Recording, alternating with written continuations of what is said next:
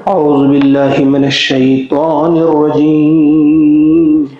بسم الله الرحمن الرحيم.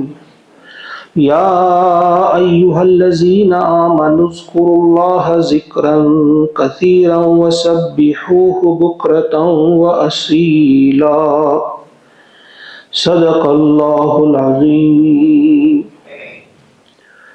سورۃ الاحزاب آیت نمبر 41 اور 42، دو آیت میں نے آپ کے سامنے پڑھی۔ اللہ کا ارشاد ہوتا ہے یا ایھا الذین آمنو، اے ایمان والو، اذکروا اللہ، اللہ کا ذکر کرو، اللہ کو یاد کرو، ذکراً کثیرا، کثرت کے ساتھ یاد کرنا، یعنی اے ایمان والو اللہ تعالیٰ کو بہت زیادہ یاد کرو، کثرت کے ساتھ یاد کرو۔ وَسَبِّحُوهُ، اور اس کی پاکیزگی بیان کرو، اس کی تسبیح بیان کرو، یعنی اس کی پاکیزگی بیان کرو، بکرتاً صبح، وَأَصِیلًا اور شام، یعنی صبح و شام اس کی پاکیزگی بیان کرو۔ سورۃ الاحزاب آپ سب جانتے ہیں کہ مضمون کیا چل رہا ہے اور کس پس منظر میں یہ آیات نازل ہوئی ہے۔ حضور علیہ السلام پر یہود اور منافقین نے کس قسم کا کیچڑ اچھالا تھا۔ وہ دیکھ رہے تھے کہ عزت میں اضافہ ہو رہا ہے، پیارے نبی صلی اللہ علیہ وسلم کی عزت میں اضافہ ہو رہا ہے، اور ان کے ساتھ جو ایمان والے آ رہے ہیں ان کو اللہ تعالیٰ عزت عطا کر رہا ہے۔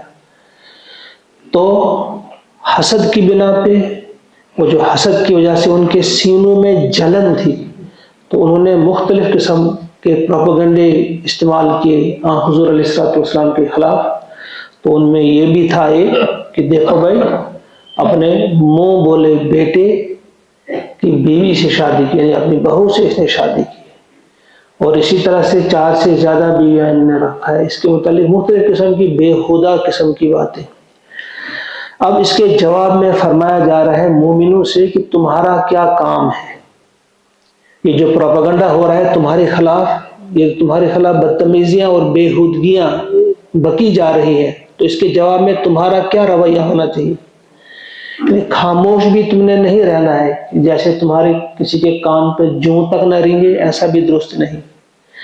ایسا بھی درست نہیں کہ تم ان کی بےہودگیوں کا جواب، ان کی بدتمیزیوں کا جواب بدتمیزی سے دو، ان کے ساتھ اس قسم کا سلوک کرو، ایسا بھی تمہارے لیے درست نہیں، یہ بھی نہیں کرنا ہوگا۔ اور تیسری چیز یہ کہ ان کے اس پروپیگنڈے میں آ کر کہیں تمہارے دلوں میں شکوک اور شبہات بھی پیدا نہ ہو رسول کے متعلق، ایسا بھی نہیں ہونا چاہیے۔ یہ تینوں چیزیں غلط ہیں۔ اس کے برعکس آپ کو کیا کرنا ہوگا، وہ ہدایت دی جا رہی ہے کہ آپ کثرت سے اللہ کو یاد کریں۔ وہ سب سے اہم چیز یہ ہے کہ آپ کے ہاتھ میں جو ڈھال ہے، جو سہارا ہے، جو بچاؤ ہے، وہ ہے اللہ کی یاد۔ اللہ کی یاد سے بڑھ کر اور کوئی چیز نہیں ہو سکتی، اللہ کے ذکر سے بڑھ کر اور کوئی چیز نہیں ہو سکتی۔ مختلف مقامات پہ یہ باتیں آئی، سورہ بقرہ میں ہم پڑھ چکے ہیں۔ اللہ کا ارشاد وہاں پہ یا ایھا الذین آمنوا استعینوا بالصبر والصلاۃ، اے ایمان والو صبر اور نماز کے ذریعے مدد طلب کرو۔ مدد طلب کرنی ہے تو صبر اور نماز کے ذریعے۔ نماز بھی کیا ہے؟ ذکر ہے، یہ ذکر کی بہترین صورت ہے، جیسا کہ فرمایا گیا اقیم الصلاۃ لذکری، نماز قائم کرو میری یاد کے لیے۔ اللہ تعالیٰ کی یاد، اللہ تعالیٰ کا ذکر جو ہے وہ نماز اس کی ایک صورت ہے۔ تو فرمایا جا رہا ہے کہ تمہارا کیا کام ہے ان حالات میں کہ تم کثرت کے ساتھ اللہ کا ذکر کرو، اللہ کو یاد کرو۔ وَسَبِّحُوهُ بُكْرَةً وَأَصِيلًا، اور اس کی تسبیح، اس کی پاکی بیان کرو صبح و شام۔ یعنی صبح شام کرنے سے مراد یہ نہیں کہ 2 وقت، بلکہ اس سے مراد یہ ہر وقت صبح و شام بیان کرو، یعنی ہر وقت اللہ کی یاد تمہاری زبان پہ۔ کچھ مفسرین نے لکھا ہے صبح اور شام کے لیے خصوصی، اور کچھ مفسرین نے لکھا ہے اس سے نماز مراد ہے۔ تو اللہ تعالیٰ کی تسبیح یا پاکی بیان کرنا، جب انسان پاکی بیان کرتا ہے تو ساری پریشانیاں دور ہو جاتی ہیں، انسان کو پورا جو ہے وہ احساس ملتا ہے کہ ہم کس اللہ کے ماننے والے ہیں، کون ہمارا اللہ ہے۔ جس وقت آپ کہیں گے القوی، کہ اللہ تعالیٰ کی تسبیح بیان کرتے ہوئے کہیں گے وہ القوی ہے، طاقت والا ہے، وہ ہے العزیز، وہ ہے غالب، وہ ہے ذو انتقام، انتقام لینے والا۔ تو ایک احساس ہوتا ہے کہ ہمارا اللہ جو ہے وہ طاقت والا ہے، وہ انتقام لے سکتا ہے۔ اگر ابھی دشمنوں کا انتقام نہیں لے رہا ہے تو اس میں کوئی حکمت ہوگی، ایسا نہیں کہ وہ اس کے اختیار میں نہیں ہے۔ یفعل اللہ ما یشاء، جو چاہتا ہے وہ کرتا ہے، یعنی جس وقت بھی چاہے گا، جس انداز سے بھی چاہے گا، اپنے دشمنوں اور اپنے ایمان والے لوگوں کے دشمنوں سے وہ انتقام لے سکتا ہے۔ اور اسی طرح جب آپ اس کی تسبیح بیان کریں گے، آپ پڑھیں گے الحی القیوم، وہ الحی ہے، زندہ ہے، وہ القیوم ہے، وہ سسٹینر، قائم رکھے ہوئے، زندہ ہمیں رکھے ہوئے، خود بھی زندہ ہے، ہمیں بھی زندہ رکھے ہوئے ہے، وہ الحی ہے، زندہ ہے وہ۔ تو جب یہ احساس ہوتا ہے کہ ہم کہتے ہیں کہ نہیں وہ تو زندہ ہے، لا تأخذہ سنۃ ولا نوم، جب اس کی پاکیزگی ہم بیان کریں گے، وہ پاک ہے۔ کس چیز سے پاک ہے؟ اسے نہ اونگ آتی ہے اور نہ نیند، وہ پاک ہے، اسے کبھی تھکاوٹ نہیں ہوتی، وہ پاک ہے، اسے بھوک نہیں لگتی، وہ پاک ہے، وہ کسی بھی قسم کی کوئی کمزوری اس کے اندر نہیں ہے۔ جب یہ تسبیح انسان بیان کرتا ہے، اللہ کے ان صفات کا ذکر انسان کرتا ہے اور اپنے آپ کو یاد دلاتا ہے کہ ہمارا اللہ جو ہے وہ کتنا قوی ہے، کتنا عزیز ہے، غالب ہے۔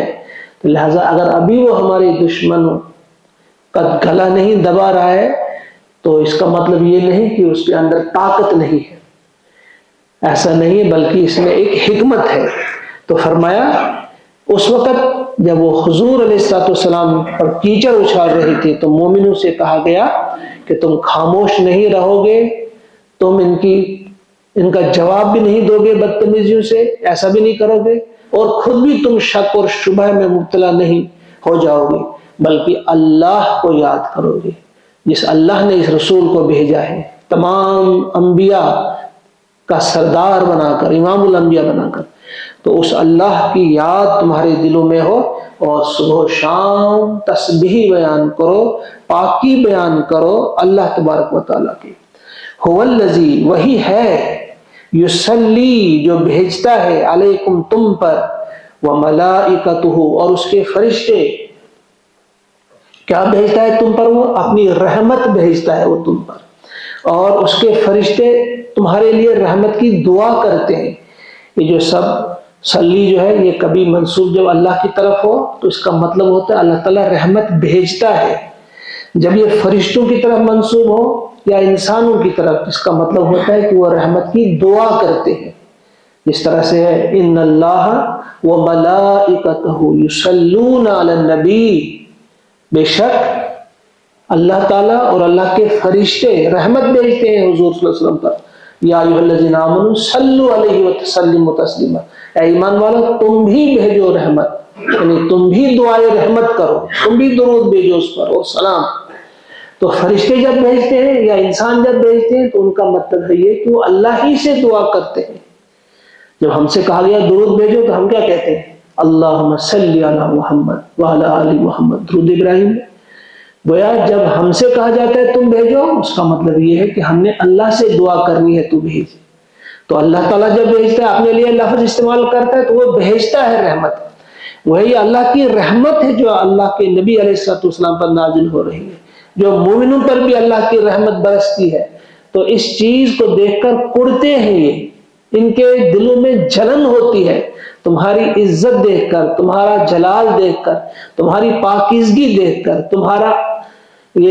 تمہارے عادات و اطوار دیکھ کر، تمہارے اخلاق دیکھ کر، تو پھر وہ قسم قسم کی غلاظتیں اچھالنے کی کوشش کرتے ہیں، گندگیاں اچھالنے کی کوشش کرتے ہیں۔